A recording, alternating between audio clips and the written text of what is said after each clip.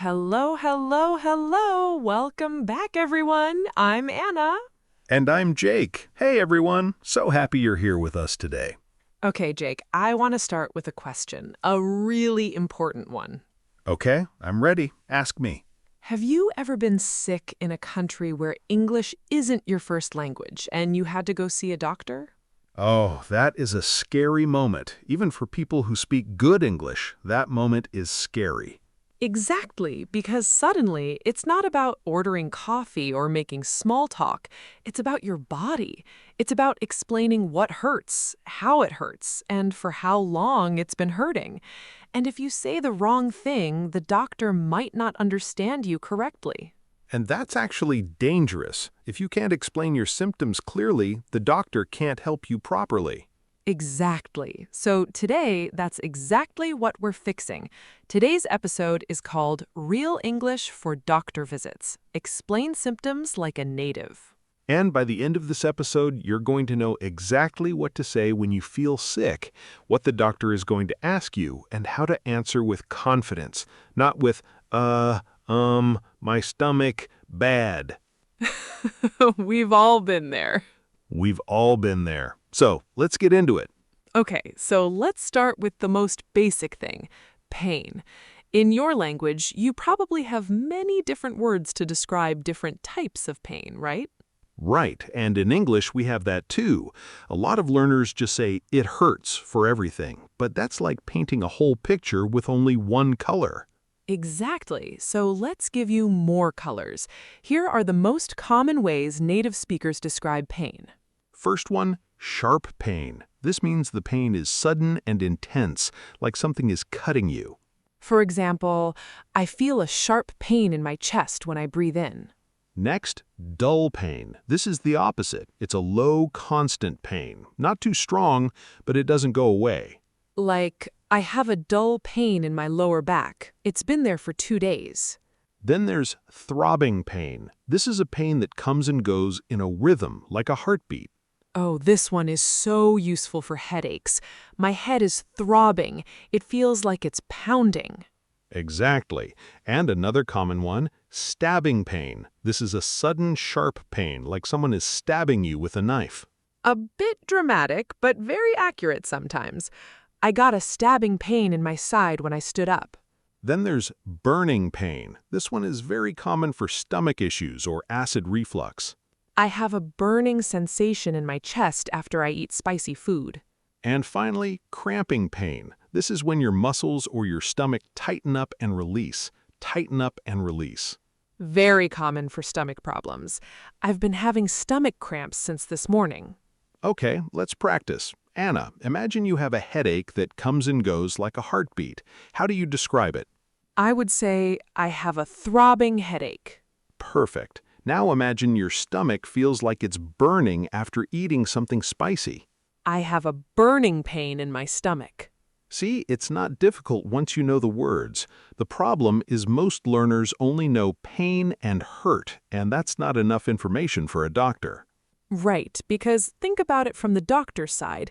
If you just say, my stomach hurts, the doctor has to ask 10 more questions. But if you say, I have a sharp, cramping pain in my lower stomach that comes and goes, the doctor already understands so much more. Exactly. You're basically doing half of the doctor's job for them, and that makes the visit faster and more accurate. Okay, so now that we know how to describe the type of pain, let's talk about time, because the doctor is always going to ask, how long have you had this? And this is where a lot of learners get confused with grammar. Should I say since or for? Great question. Let's clear this up right now. We use for with a period of time, like 2 days, 3 hours, a week. I've had this cough for 3 days.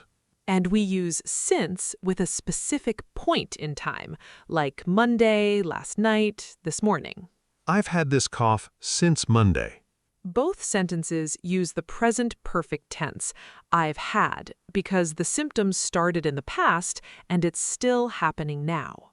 This is actually one of the biggest grammar mistakes we see.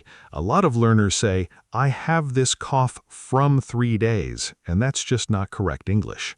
Right. From is wrong here. It should be for 3 days or since Monday. Let's give a few more useful time expressions. On and off. This means the symptom isn't constant, it comes and goes. I've had a headache on and off for the past week. Comes and goes. Very similar meaning. The pain comes and goes. Sometimes it's really bad, and sometimes I don't feel it at all. And constant or constantly means it never stops. I've had a constant pain in my knee since I fell down the stairs. Great. Now here's a mini practice. Anna, how would you say this? Your sore throat started 2 days ago and it hasn't stopped. I've had a sore throat for 2 days and it hasn't gone away. Perfect. And what if it started last night? I've had a sore throat since last night. See how natural that sounds? Once you practice for and since a few times, it becomes automatic. All right, now let's build your symptom vocabulary. These are the words you'll hear and need to use in almost every doctor visit. Let's start with fever-related words. Fever, when your body temperature is higher than normal. I think I have a fever. I feel really hot.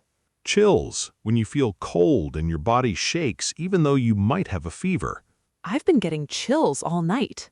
Sweating, very self-explanatory but useful. I've been sweating a lot, even when it's not hot. Now let's move to stomach and digestion words.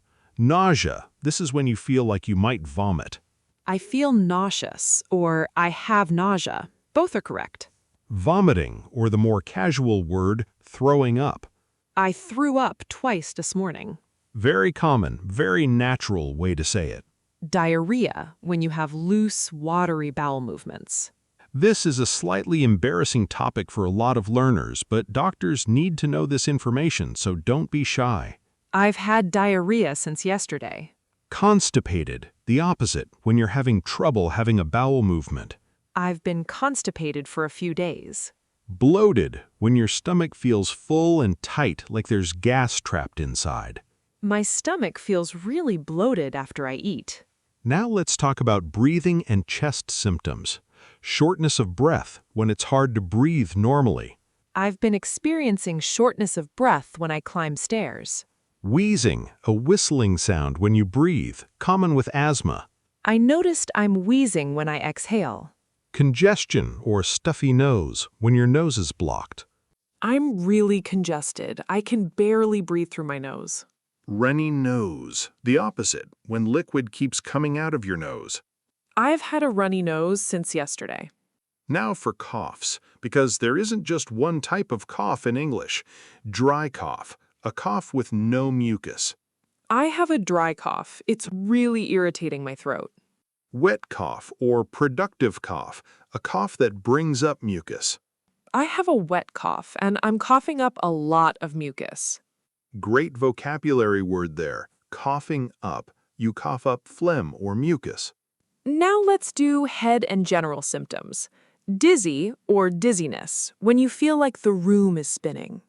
I've been feeling really dizzy today. Every time I stand up, the room spins. Lightheaded, similar to dizzy, but more like you might faint. I feel lightheaded, like I might pass out. Pass out is another useful phrase. It means to faint, to lose consciousness. Fatigue or exhausted, extreme tiredness that isn't normal. I've been feeling exhausted, even after sleeping 8 hours. Achy or body aches, when your whole body hurts, like with the flu. My whole body is achy, even my hair hurts. We've all said that at some point. Okay, one more important category. Skin symptoms. Rash, red, irritated skin. I've developed a rash on my arm. Itchy, when your skin wants to be scratched. It's really itchy and it won't stop. Swollen, when a part of your body is bigger than normal because of injury or infection. My ankle is swollen. I think I twisted it. Great, that's a huge list of vocabulary, but don't worry, we're going to use all of these words in a real conversation soon, so you'll see exactly how they fit together naturally. Okay, so now you know how to describe your symptoms, but a doctor visit is a conversation, not a monologue. The doctor's going to ask you questions too, and you need to understand them and answer confidently. Right, and this is where a lot of learners freeze up, not because they don't know English, but because they weren't expecting the question. Exactly. So let's prepare you. Here are the most common questions doctors ask and how to answer them. First, what brings you in today, or what seems to be the problem? This just means, why are you here? What's wrong? You can answer directly. I've had a fever and a sore throat since yesterday. Next, on a scale of 1 to 10, how would you rate the pain in your throat? I'd say it's about a 6. It's really painful when I swallow. All right, and have you noticed any other symptoms? Any coughing, congestion, body aches? Yes, actually, I have a dry cough and my whole body feels achy. I've also had chills on and off since last night. Okay, and have you taken your temperature at home? Yes, it was 101 degrees Fahrenheit this morning. Got it. Any nausea, vomiting, or stomach issues? No, nothing like that. It's mostly my throat and my head. I've had a dull headache since this morning, too. All right, let's take a look at your throat. Can you open wide for me? Okay, I can see it's quite red and a little swollen. Do you have any allergies I should know about? Yes, I'm allergic to penicillin. Thank you for letting me know. That's important. Are you currently taking any medications? No, nothing at the moment. I took some paracetamol this morning for the fever, but that's it. Okay, that's fine. Based on what you're describing and what I'm seeing, it looks like you have a throat infection, possibly strep throat. I'd like to do a quick throat swab to confirm. Okay, sure. What does that involve?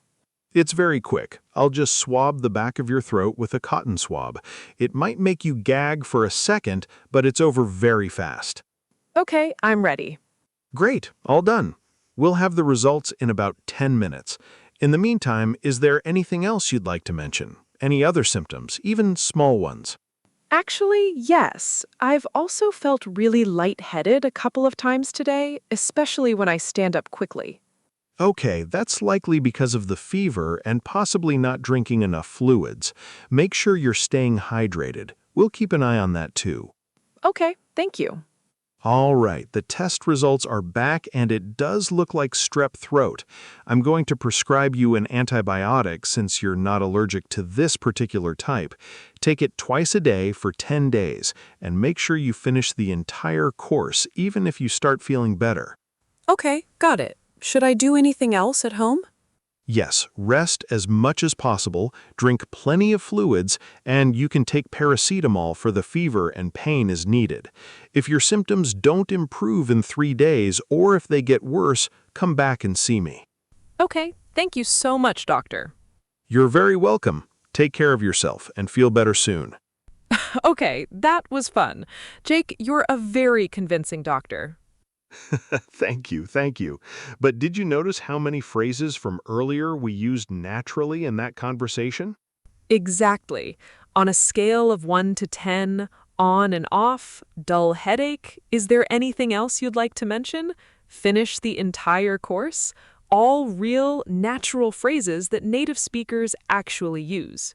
And that's the goal, not memorizing random words, but seeing how they connect in a real situation. Okay, now let's talk about some common mistakes. Jake, you've noticed this pattern too, right? With learners from South Asia especially? Yes, definitely. There are a few very specific mistakes that come from direct translation, and they can actually confuse the doctor. Let's go through them. Mistake number 1, I am having fever. In English, we don't say this. We say, I have a fever, or I've had a fever since this morning. Having is used for actions in progress, like I am having lunch, not for symptoms that exist right now. Right. This is a very common transfer from Hindi sentence structure, but in English, it sounds a bit unnatural to native ears. Mistake number 2, my stomach is paining. In English, pain is usually a noun, not a verb in this way. We say, my stomach hurts, or I have a stomachache, or I have pain in my stomach. Mistake number 3. I am not feeling well since morning. This should be, I haven't been feeling well since morning. Remember, when something started in the past and continues now, we need the present perfect, haven't been feeling, not am not feeling. Mistake number 4. Using loose motions instead of diarrhea. Loose motions is common in Indian English, but a doctor outside of South Asia might not understand it right away. Use diarrhea instead. It's the standard medical and everyday term. Mistake number 5. I got fever instead of I have a fever or I developed a fever.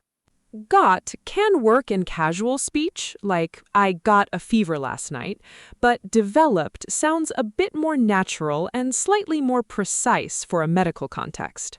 These are small differences, but they really do matter. If a doctor pauses and looks confused, it takes away your confidence in the moment. Fixing these small things makes a huge difference in how smoothly the conversation goes. Absolutely. And the good news is, now that you know these 5 patterns, you'll notice them everywhere, and you can correct yourself easily. Now, before you even get to the doctor, there's usually a phone call or a front desk conversation. Let's cover that too, because it's often overlooked. Great point. Let's do a quick role play for booking an appointment over the phone. Good morning. Thank you for calling Riverside Medical Clinic. How can I help you? Hi, good morning. I'd like to book an appointment to see a doctor, please. Of course. Is this urgent or a regular checkup? It's not an emergency, but I haven't been feeling well for the past few days, so I'd like to be seen soon if possible. Okay, I understand. Let me check availability. Are you an existing patient with us? Yes, I've been here before. Great. Can I get your full name and date of birth, please? Sure, it's Anna Roberts, and my date of birth is March 3rd, 1995. Thank you. I have an opening tomorrow at 10:30 a.m. or Thursday at 2 p.m. Which one works better for you? Tomorrow at 10:30 works great for me. Perfect. You're all booked in. Can you please arrive 15 minutes early to fill out some paperwork? Sure, no problem. Thank you so much. You're welcome. See you tomorrow. See, that's a whole different type of English. More administrative, more formal. Useful phrases there. Book an appointment, existing patient, an opening, you're all booked in, fill out some paperwork. Exactly. And these phrases repeat almost every single time you call any clinic, so once you learn them, you're set for life. All right, let's do a quick recap. We're going to go through a rapid list of the most essential phrases from today's episode, so you can review them easily. Perfect. Let's do it fast. I'll say a situation, and Anna, you give the phrase. Describing a headache that comes and goes. I have a throbbing headache that comes and goes. Saying how long you've had a symptom, using a number of days. I've had this for 3 days. Saying how long you've had a symptom, using a specific day.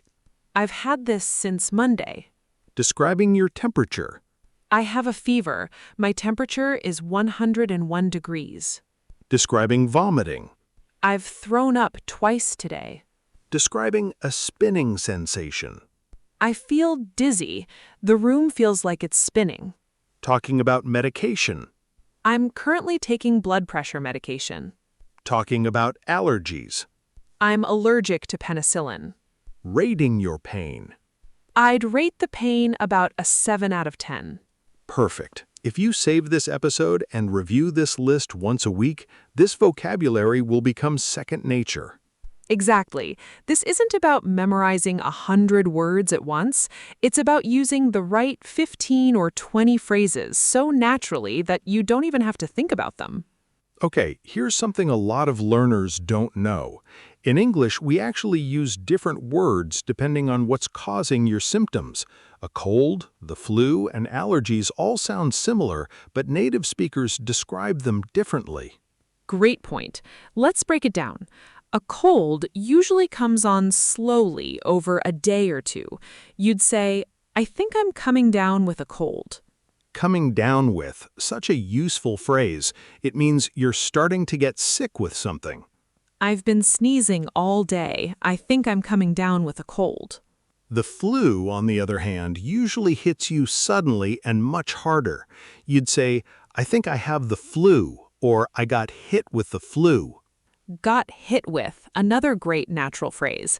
I woke up this morning and got hit with the flu. My whole body aches. And allergies are different again. They're usually not contagious, and they often come with itchy eyes and sneezing, but no fever. I think it's just my allergies acting up. My eyes are itchy and I can't stop sneezing, but I don't have a fever. Acting up is such a natural phrase for this. You can use it for lots of body parts. My back is acting up. My knee has been acting up. Let's also mention COVID or a general viral infection, since that's very common now too.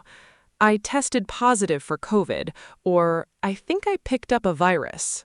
Picked up a virus. This means you caught an infection, usually from being around someone else who is sick. I probably picked up a virus from my coworker. He was sick all last week.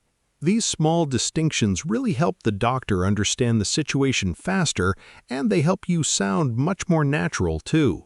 Let's move to a category we haven't covered yet: eyes, ears, and teeth. These come up more often than people expect. Let's start with eyes. Blurry vision, when things look unclear or out of focus. I've had blurry vision since yesterday, especially in my left eye.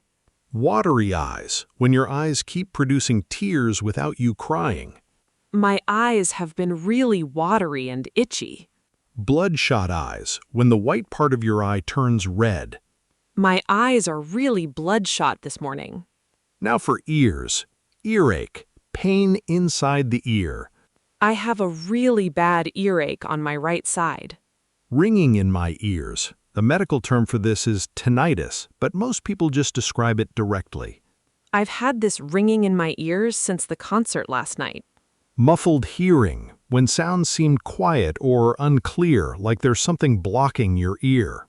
My hearing feels muffled, like my ear is blocked. Now dental symptoms, because a lot of learners don't know these at all. Toothache, pain in a tooth. I've had a toothache for 2 days and it's getting worse. Sensitive teeth, when your teeth hurt with hot or cold food and drinks. My teeth have been really sensitive to cold water lately. Bleeding gums, when your gums bleed, usually when brushing. My gums have been bleeding every time I brush my teeth. Swollen gums, when your gums look bigger and feel tender. My gums are swollen around my back tooth. Great, that covers a whole section of the body most courses completely ignore. Now let's talk about something a little different: injuries. Because sometimes you're not sick, you're hurt, and the vocabulary here is quite specific. Right, let's start simple. Sprain, when you stretch or tear a ligament, usually in your ankle or wrist. I twisted my ankle and I think I sprained it. Twisted. This verb is really common too, describing the moment of the injury. I twisted my knee playing basketball. Fracture or broken bone, a crack or break in the bone. I think I might have fractured my wrist when I fell. Bruise, when your skin turns blue, purple, or black after an impact without breaking the skin. I have a huge bruise on my leg from bumping into the table. Cut or laceration, when your skin is broken and bleeding. I got a deep cut on my hand while cooking. Burn, from heat, and doctors often ask about the degree. 1st degree is mild, 3rd degree is severe. I burned my hand on the stove. It's red, but I don't think it's serious. Now some useful phrases for describing how the injury happened. I fell down the stairs. I slipped on a wet floor. I twisted my ankle while running. Something fell on my foot. I hit my head on the door. These little sentences are gold because doctors always ask, how did this happen? And you want to answer immediately, not search for words while you're in pain. Exactly. Let's do a super quick role play for an injury visit. So, what happened here? I was walking down the stairs at home and I slipped. I think I twisted my ankle pretty badly. Okay, can you put weight on it? A little, but it's really painful and it's quite swollen. All right, let's get an X-ray just to rule out a fracture. Okay, that sounds good. Rule out is a really important phrase. It means to check and confirm something is not the case. We want to rule out a fracture means we want to make sure it's not broken. Great phrase to remember. You'll hear it a lot in medical settings. Now here's something people forget. Sometimes you're not the patient. Sometimes you're speaking on behalf of your child, your parent, or a friend. Such a good point, because the grammar changes completely.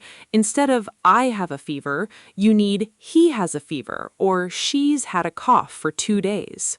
Let's do a quick role play. This time, Anna, you're a parent bringing in your son. Hi, doctor. I'm a bit worried about my son. He's had a fever since last night, and he's been really fussy and not eating much. Okay, how high has his fever been? It went up to 102 degrees this morning. I gave him children's paracetamol, and it came down a little. Has he had any other symptoms? Cough, rash, vomiting? He threw up once last night, but nothing since then. No rash that I've noticed. Is he drinking fluids okay? He's drinking a little, but not as much as usual. Okay, let's take a look at him. It's likely a viral infection, but I want to check his ears and throat just to be safe. See how the pronouns shift? He has, he's had, he threw up, but all the same vocabulary from earlier still applies. Exactly. Once you know the core symptom words, describing someone else's condition is just a small grammar shift, not new vocabulary.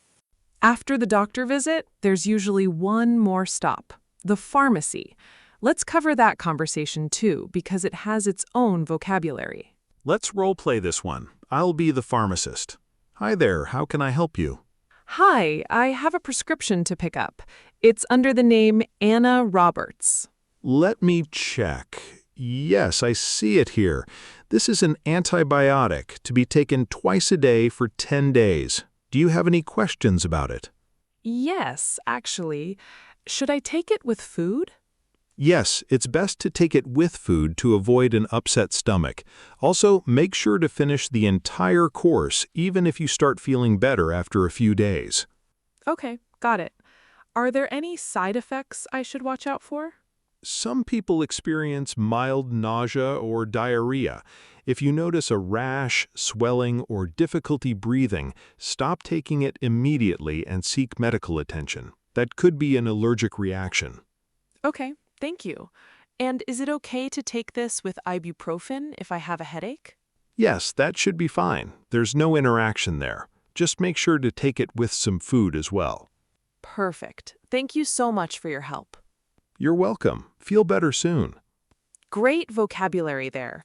Prescription, side effects, allergic reaction, interaction, finish the entire course. These words repeat every single time you go to a pharmacy.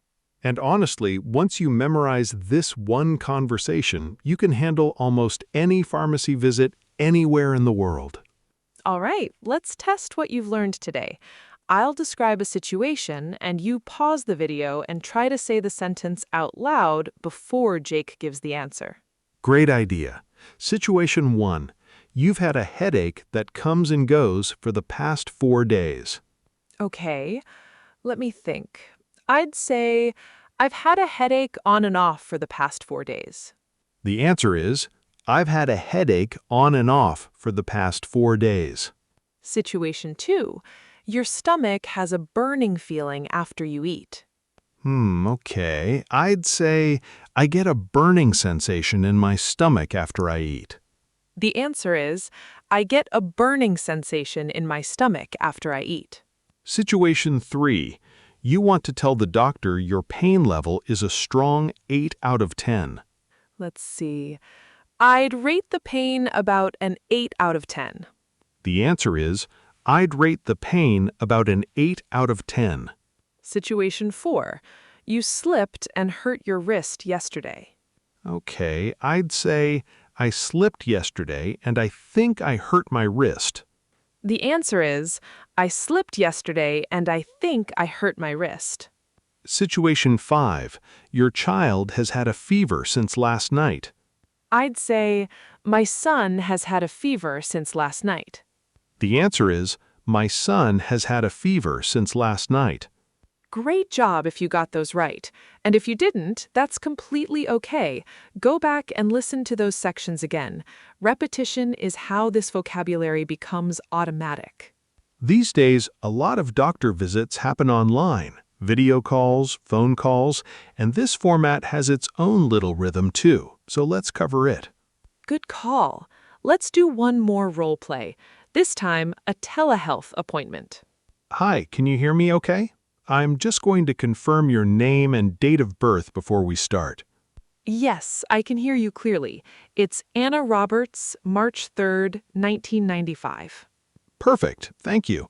So what's going on today? I've had a really sore throat and a mild fever since yesterday.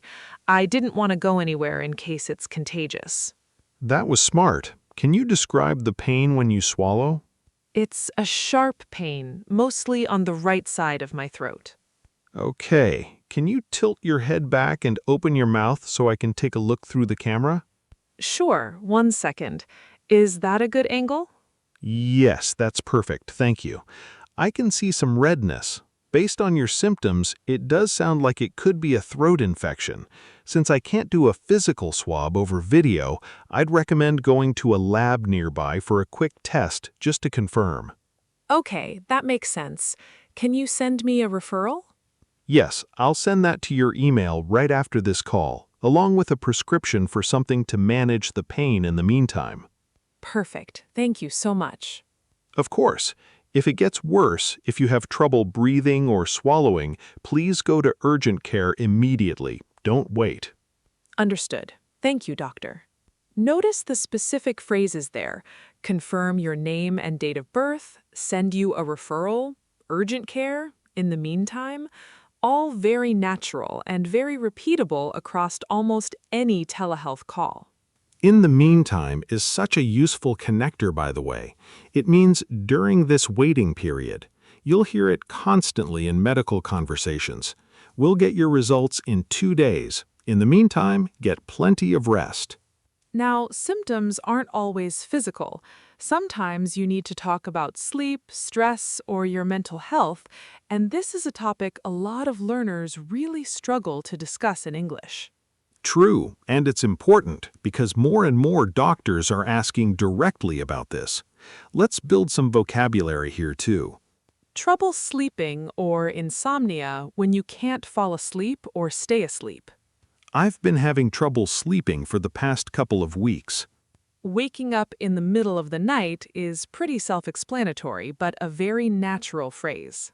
I keep waking up in the middle of the night and I can't fall back asleep. Feeling anxious or on edge when you feel nervous or worried a lot of the time. I've been feeling really anxious lately, like I'm constantly on edge. Overwhelmed when you feel like you have too much to handle. I've been feeling overwhelmed with work and it's affecting my sleep. Low energy or unmotivated when you don't feel like doing anything. I've had really low energy lately, and I just feel unmotivated to do things I usually enjoy. Mood swings when your emotions change quickly and unpredictably. I've been having a lot of mood swings recently. And it's completely okay and honestly encouraged to say something like, I think I might be dealing with some stress or anxiety, and I'd like some advice.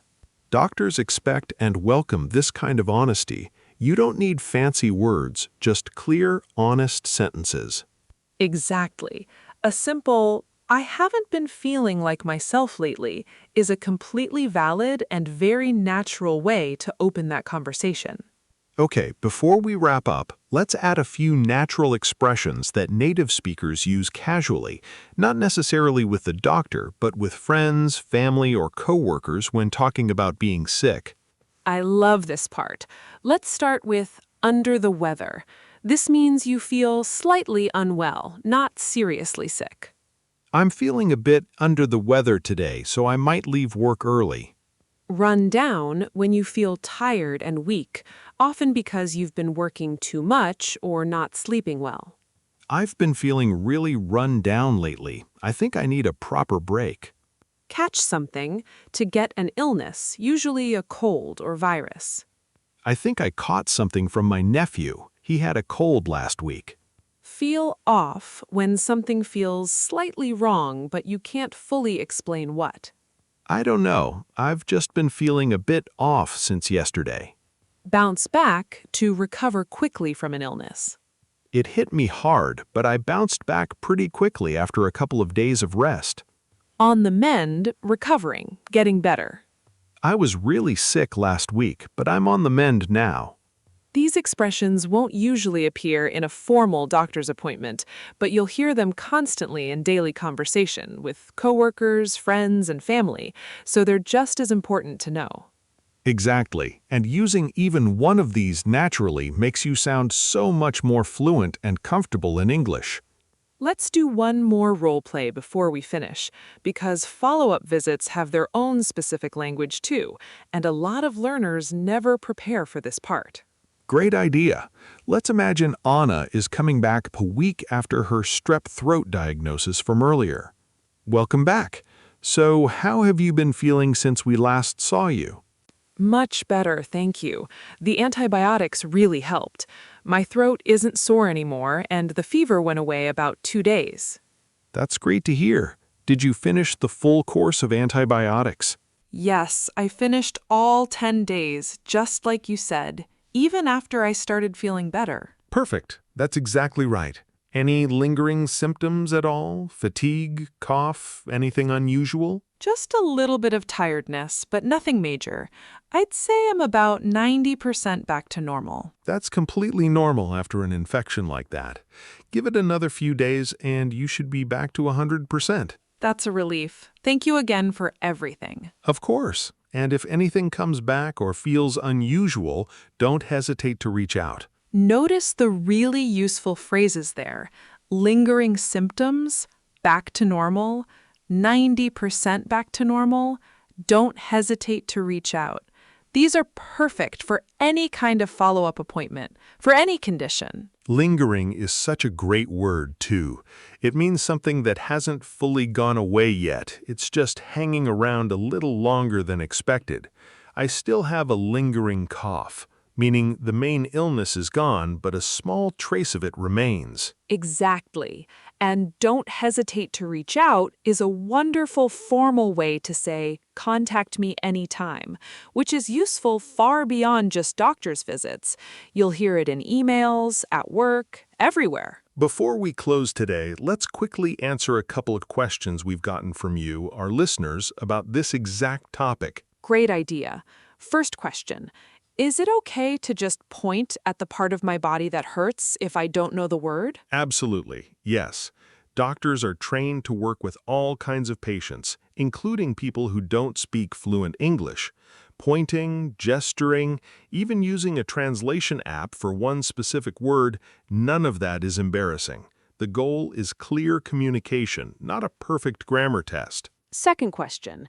What if I don't understand a word the doctor uses? Just ask. Seriously, that's it. You can say, "Sorry, could you explain that in simpler words?" Or, "I'm not familiar with that term. Could you clarify?" Doctors deal with medical jargon confusing even native speakers all the time, so this is a completely normal question to ask. Third question. Should I write down my symptoms before I go? Yes. Honestly, we highly recommend this, especially if you're nervous about speaking under pressure.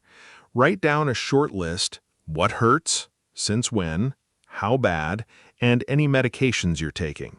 You can literally read from it if you need to. There's nothing wrong with that at all. Great tip. It also helps you organize your thoughts using exactly the vocabulary we taught today, instead of trying to remember it all in the moment. One last important section before we wrap up.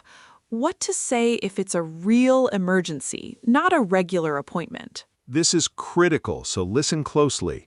If it's a genuine emergency, don't worry about perfect grammar at all. Just get the key information across as fast as possible. The most important phrase to know is, I need help, or this is an emergency. If you're calling emergency services, say clearly, I need an ambulance, and give your location immediately, even before explaining the full situation. Key phrases for describing a serious situation. I can't breathe properly. There's a lot of bleeding. He's unconscious. She's not responding. The pain is unbearable. Unbearable is an important word here. It means pain so severe you cannot tolerate it.